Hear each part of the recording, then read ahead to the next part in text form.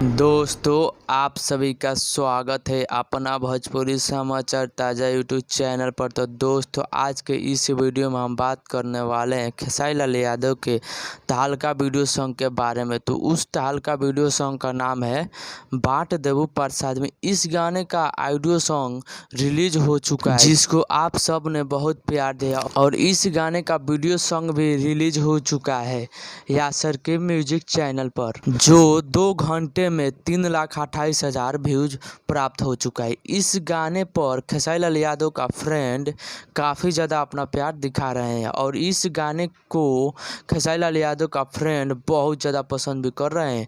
हमें उम्मीद है कि इस गाने का वीडियो सॉन्ग बहुत जल्द 1 मिलियन पहुंचने वाला है।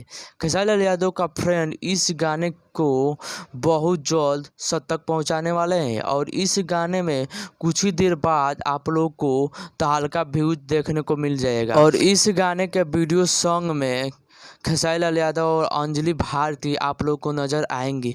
तो दोस्त, और इस गाने को संगीत से रचे हैं शंकर सिंह जी, और इस गाने को गीतकार हैं अजीत हलचल। इस गाने के वीडियो में तहलका मचाना है कि नहीं, कमेंट बॉक्स में जाकर कमेंट करके ज़रूर बताइए। तो दोस्तों, भोजपुरिया अंदाज में सबसे पहले और सबसे तेज़ न्यूज़ देखने और सुनने के लिए हमारे चैनल को सब्सक्राइब कीजिए। तो दोस्तों, मिलते हैं आप लोग से एक नए वीडियो के साथ।